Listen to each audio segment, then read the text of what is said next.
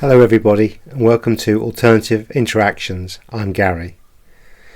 Today we're going to do our third part on flat, round or neither, and I've got some really interesting stuff to show you, something I don't think has been put together before in the context that I am going to put it together, so it's very new and groundbreaking.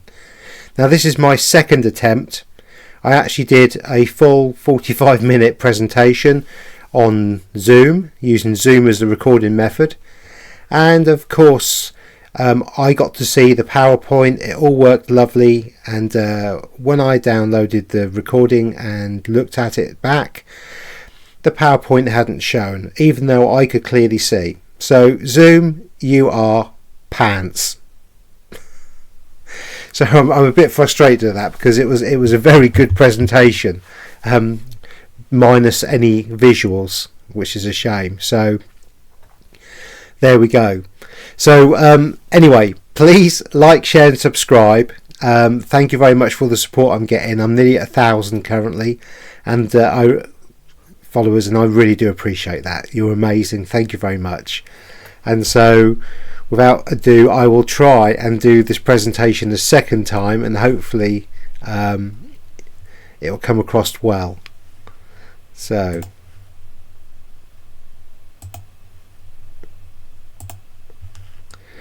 there certainly was a system error when I first tried this. Oh, I just can't believe it. Anyway, technology, eh? The reason why I've got this slide up is we've obviously been talking about the shape of the realm. I did a kind of introduction on the first point, the first presentation, sorry, and the second presentation we looked more at the flat earth concept of what it is, and I showed you some images to think about, and this is really the combination of where I personally feel I've got to, and the way I see it. So I firmly believe and understand, live in a realm of consciousness, a toroidal field of consciousness, in fact, of waveforms and fluid dynamics, and this gives us the impression of a real reality. So if you believe that the world is round because you've been told that by the controlling authorities of this realm, the deceivers in fact almost, then you're going to believe and you're going to see what you believe. And if you've done some research on flat earth and you believe it's flat, you will see the flat earth. Now neither of you or anyone is wrong particularly, and you can say, well, I'm wrong, and I'm quite happy for you to do that, but I believe that we are in a construct, a realm, a matrix, and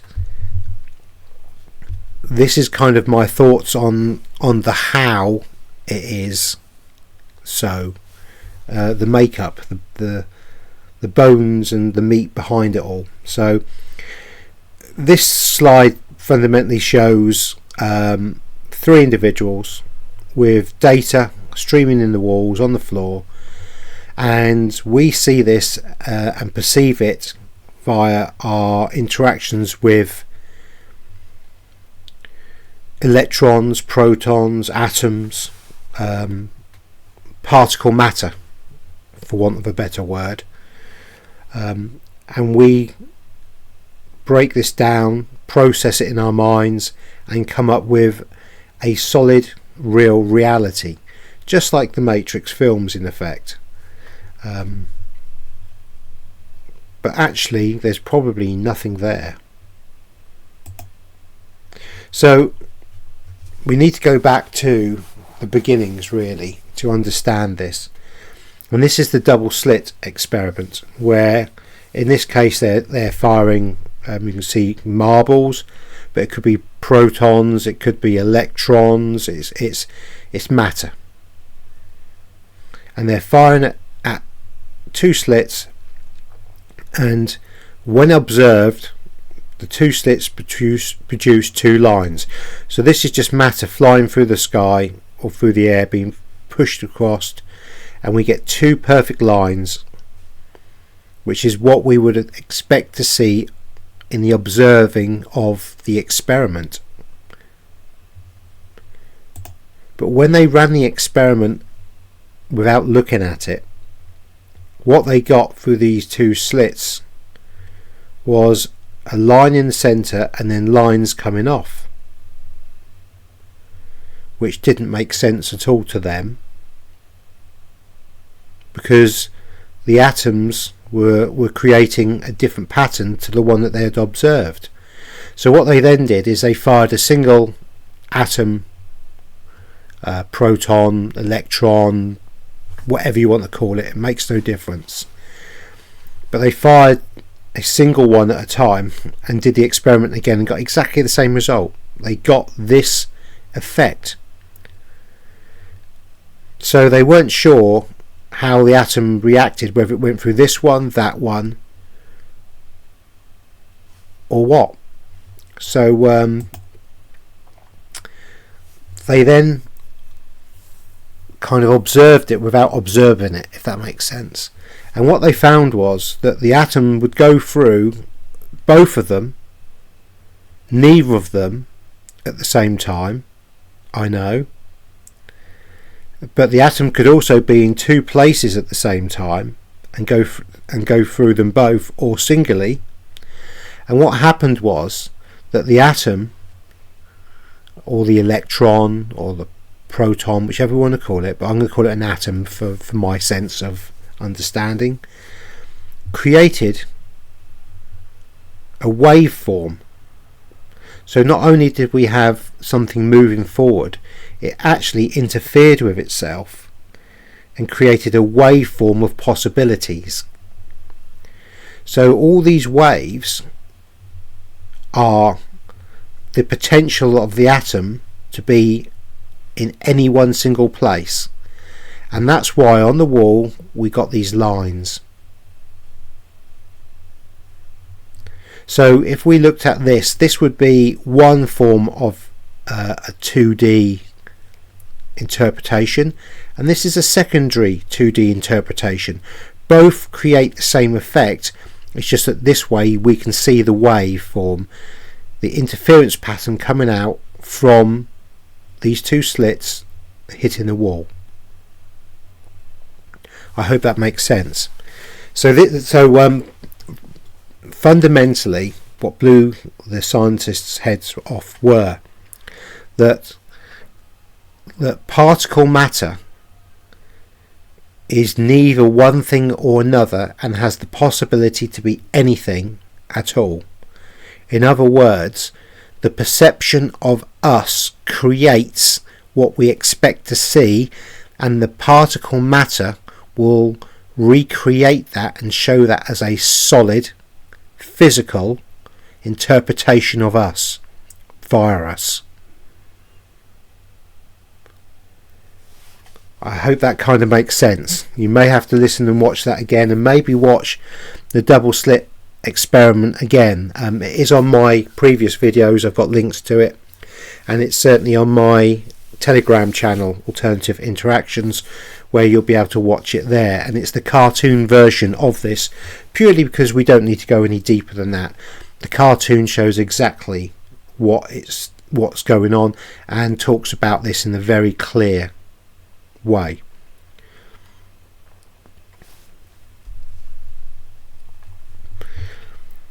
So a particle, single particle, can go through both of these at the same time, or one individually, or none of them, but still create a waveform.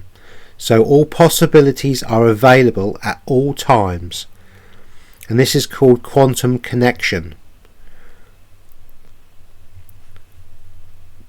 But again, we've discussed this previously, that when we look at something one side of the universe, if we take a universe as being the thing, and something this side of the universe, because the particle matter, atoms, protons, whatever, are connected, it instantaneously creates and understands and gets the same input and information. It's instantaneous, so there is no time delay.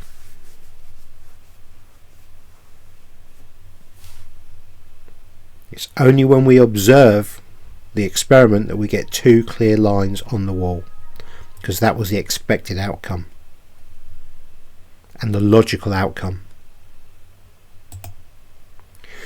So this then takes me back to something that I've been talking about for some time now, and we're talking about the Fibonacci sequence and the Cris code sequence, or crystalline code, and here it's called source spiral number sequence, but it is the Cris code. So the source spiral number sequence is the Cris code, and we also have the Fibonacci sequence, which is related to phi, which we're told is the golden ratio and what all creation comes from.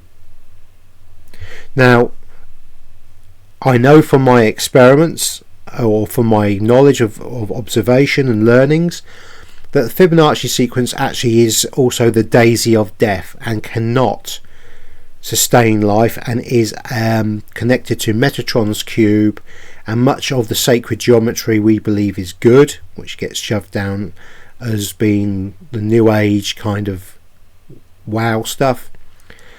And actually it's a third party parasitical entity.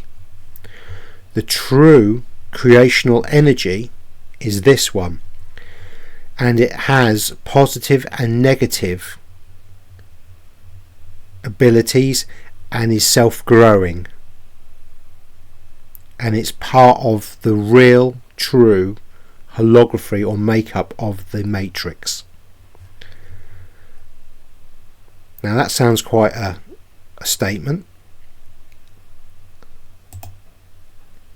Here it is, the negative charges to the positive charges connected to create growth. It creates almost a field, a toroidal field in fact, of energy.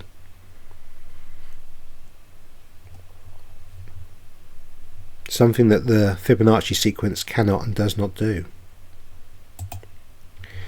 And just so we can get it clear in your mind, the Fibonacci and the crystal spiral, or Cris code as I call it, the Fibonacci sequence, that both look very, very similar, but it's only at axis 7 when we get the split and the separation, and the Fibonacci will then eventually collapse upon itself as the Cris code will keep on growing and developing. I have covered this in a previous video and shown exactly how the crystal spiral works opposed to the Fibonacci. So please do look up my back catalogue of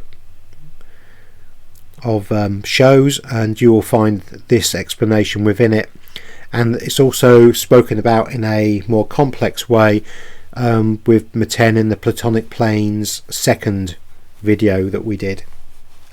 We cover this, but there are not so many slides. I think there might be slides on it that cover it, but I'm going the more depth in the previous ones. So we have a creational and a parasitical system that look identical until we get to axis point 7, and then we split off. And currently I believe axis point 7 here is where we are in time and space, and relative to the time scale of where we are and what's going on. And when we get to axis 8, which is infinity, I believe it'll all change and there will be major upheavals, which is something I will go into in the future, more so with the resets and cataclysms that have happened. Now here we can see clearly the wave formation, coming off the slots from the electron or matter, particle matter, protons, electrons, atoms. We can see this effect, the wave effect.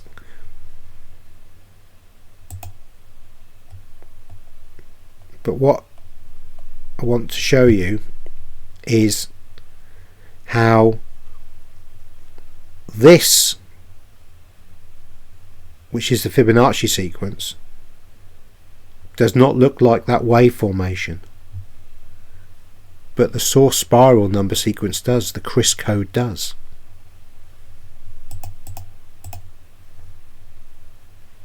That does not look like the Fibonacci sequence or Metatron's cube or sacred geometry, the way it's presented.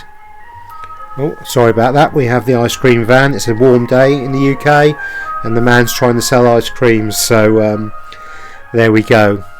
We have a music behind in the background. Anyway, so we have this wave formation which is the same as the Fibonacci sequence. No, sorry, the Chris code. The Chris code, not the Fibonacci. And what we also have in musical notes, if you look at it in the toroidal field sense and waveform, is exactly the same kind of pattern. Because remember, what we're observing is the makeup of this reality as a computer generated matrix, almost of a self-replicating system, one that is fundamentally like a computer game, a big computer game, a bit like Minecraft.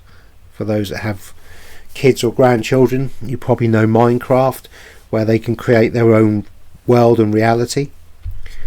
But this, which is fundamentally a toroidal field interacting into toroidal fields, creates the same kind of wave formation, interference pattern as the particle matter via the double slot. And it also matches very closely, or is, if not, is absolutely identical to the crystal code, but it is not the same as the Fibonacci.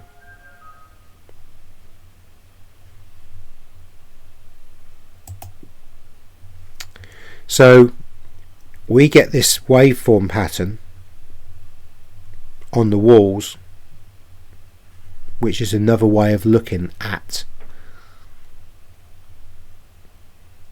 the particle matter experiment, and also the wave form.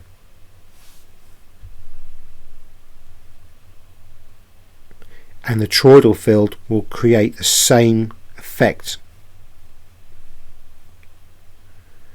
by looking at it on the wall, and that effect is what we see here, with streams of data coming down.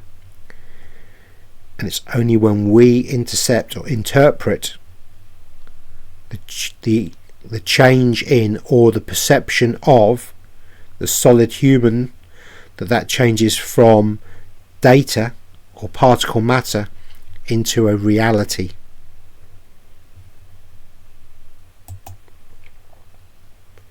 So to explain this in a different way, we have the owl. And the owl is made up of toroidal fields of information and knowledge. All these are owls.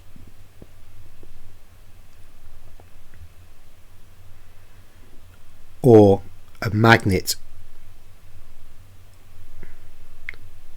South, north. Just like the crystal code and the Chris code has a north and a south polarity that can create the toroidal field.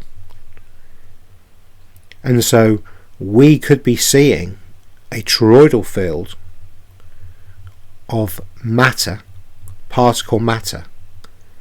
And because when we were younger we were shown birds and an owl, the perception of us and the energy frequency coming off this from that particle matter would then make us observe this. And it's exactly the same for the world and the realm and the universe. What we're programmed in to expect to see, we will see, because of the toroidal field of consciousness, of energy flow,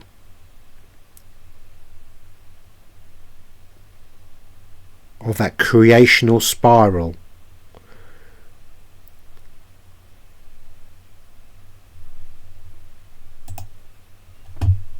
We live in a world of consciousness, waveforms and energy. All you're seeing here on the Matrix film here is the waveform effect of the atoms shown as lines. And when those people, when the first slide, as they walked through, we would get the energy sequence or vibrational frequency energy of the person, and so the particle matter would then create that reality and produce the person, or produce the tree, or produce the lake, or produce the earth, the sky, the star, everything else. It's the makeup of the realm, it's the makeup of the matrix. Interconnecting toroidal fields that will create waveforms of possibilities.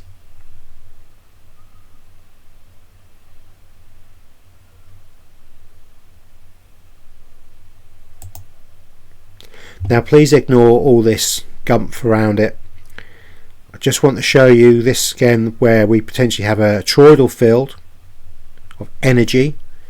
So there could be in the center here the positive going out to the negative and round, which then creates the perception of our solar system and planets. But all we're observing is a toroidal field within a toroidal field of a toroidal field of a toroidal field of possibilities.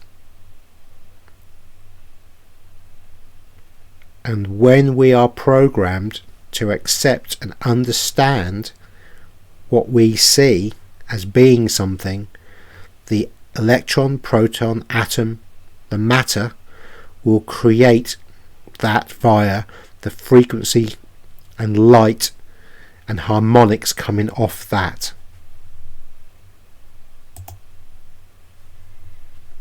I've shown you this picture before. The inertial plane, the flat plane, with the toroidal field of consciousness and energy coming off it, producing the reality and the perception of a real world.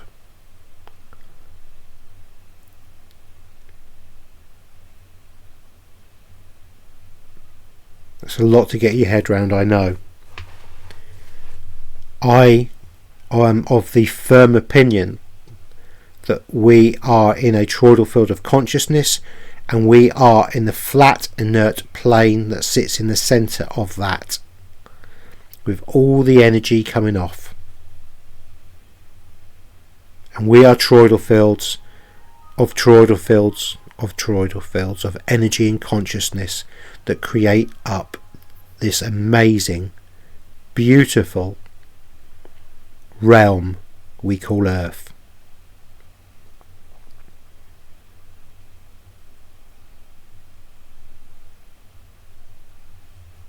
Now there are many things that I could go into off this regarding the consciousness of and the effect of the gods as the perception of the gods or the creator, however you wish to call it. I always use the word creator.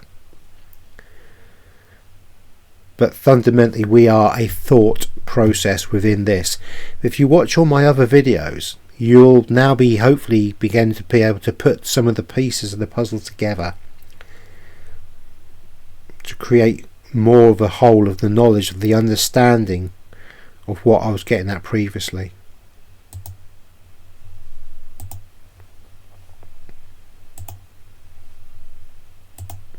And hello. I hope that made sense. Like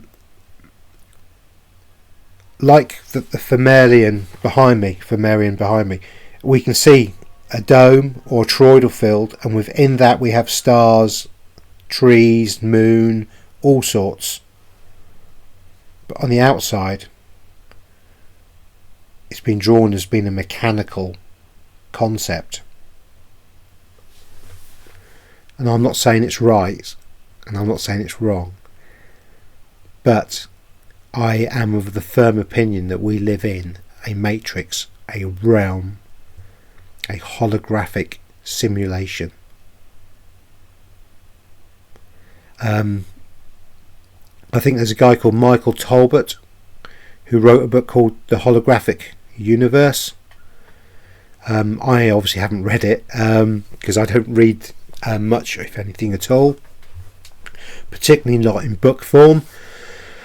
But for those who want some kind of information on that, this really is a good one. Now this leads on to further questions about the Fibonacci sequence and Metatron's cube, and the fact that we are in a toroidal field of consciousness, and how that toroidal field of consciousness can be affected by negative influences, and how we can work through that. And I did cover that fairly early on in my videos called Matrix Mindfulness, where we're able to manifest and create our own realities. And as once you kind of get your head round that we're not in a real world as such, and it's neither flat nor round, but is of energy and consciousness and light and vibrational frequency. Once you get your head around all these major concepts, you can then start to be the master of your own destiny and start to affect changes within your life and your reality. We are fractals of Source, God, Muhammad, whatever name you want to call it, it makes no difference. I always use the Creator because of my research on religion and the concepts of externalization and how it affects our perception. So I just use the word Creator. And we're fractals of the Creator. We are connected directly to the Creator. And we are living and having a human experience. And by human experience I mean the lack of immortality. We have death. We have pain. We have fear. But we also have joy, love, excitement, happiness. But all of these things are contained within a toroidal field where we can experience growth on the spiritual level in an environment that is fundamentally safe to the creator of that experiment. And I know it may sound a little bit harsh to think that we're living in an experiment, but this is a growth, this is development, and we are.